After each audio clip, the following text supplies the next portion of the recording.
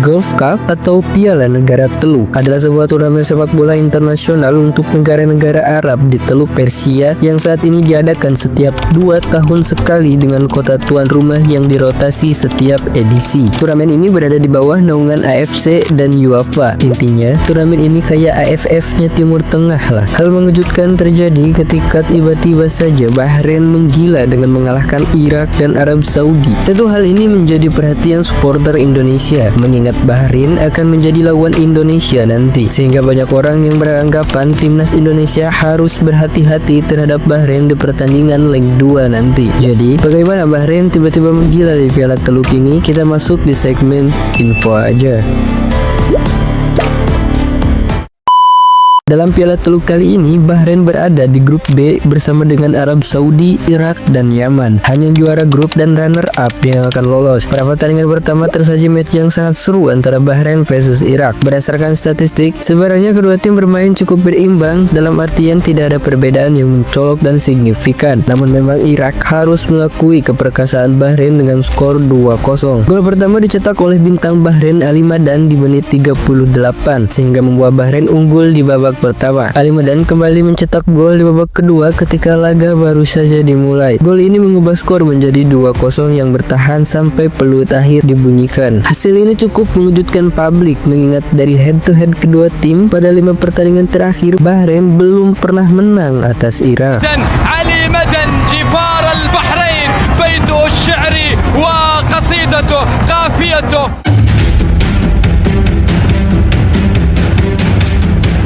Kita lanjut dengan pertandingan antara Bahrain versus Arab Saudi. Pertandingan ini berjalan dengan tempo yang cukup cepat dan mendebarkan, mengingat kedua tim berada di grup yang sama di kualifikasi Piala Dunia Round 3. Match ini bisa menjadi ajang ujuk gigi siapa tim Timur Tengah yang superior. Data statistik menunjukkan Arab Saudi sangat mendominasi permainan dengan penguasaan bola 77%, 17 tembakan dan 575 operan. Tapi Bahrain lebih optimal dalam memaksimalkan peluang dan bermain lebih efisien. Terbukti dengan kemenangan mereka atas Arab Saudi dengan skor 3-2. Gol pertama dicetak oleh Mahdi Abdul Jabbar di menit 19, kemudian disusul oleh Mahdi Al-Humaidan pada menit 38. Bahrain unggul 2-0 di babak pertama. Di babak kedua, Arab Saudi memperkecil ketertinggalan melalui Musab Al-Juwair di menit 73. Tapi selang hanya 3 menit saja, Bahrain membalas melalui Marhun. Pada menit 86, Arab Saudi mendapat hadiah penalti yang dieksekusi oleh Saleh Al-Sahri dengan baik.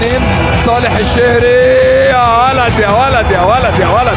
Kalau kalian ingat, dia adalah penendang penalti ketika Arab Saudi melawan Indonesia yang tendangannya ditepis Martin Fals. Dengan hasil ini, Arab Saudi harus tunduk dan menelan pil pahit bahwa mereka meneruskan tren buruk mereka pasca dilatih Herve Renard.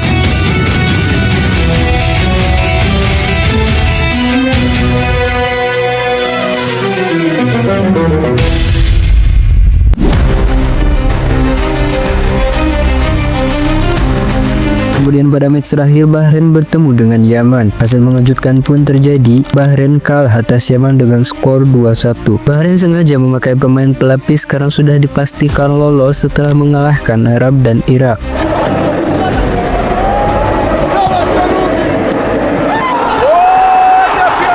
Gol sematawayang Bahrain dicetak oleh Muhammad Al-Romaihi pada menit ke-62. Meski kalah, Bahrain tetap dipastikan lolos ke semifinal Piala Teluk 2024. Mereka menjadi juara grup B di atas Arab Saudi dan dipastikan akan bertemu dengan Kuwait yang menjadi runner-up di grup A.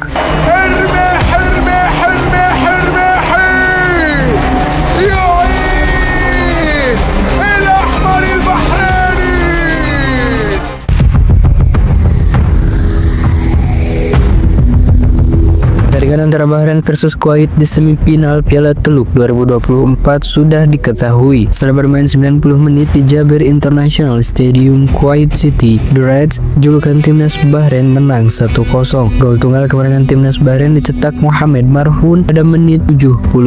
Mohamed Marhun bukanlah sosok asing bagi timnas Indonesia. Kalau kalian ingat, dia adalah yang mencetak gol spektakuler dari free kick ketika melawan timnas Indonesia di kualifikasi Piala Dunia. Dekat Lewat kemenangan ini Bahrain lolos ke final Piala Teluk 2024. Bahrain melanjutkan catatan manis yang sudah mereka ukir sejak fase grup. Di partai puncak Piala Teluk 2024 yang berlangsung pada Sabtu 4 Januari nanti, Bahrain akan menantang Oman. Oman lolos ke final setelah di laga semifinal lain menang 2-1 atas Arab Saudi. Performa mereka yang mentereng ini secara tidak langsung mengirim sinyal bahaya terhadap Indonesia. Bahrain seakan siap mempermalukan timnas Indonesia saat kedua tim bentrok di matchday 8 grup C kualifikasi Piala Dunia yang digelar di Stadion GBK nanti. Baik timnas Indonesia dan Bahrain bersaing ketat di klasemen sementara grup C. Tercatat timnas Indonesia, Arab Saudi, Bahrain dan Cina yang menempati posisi 3, 4, 5 dan 6 klasemen sementara grup C dengan torehan poin yang sama yaitu 6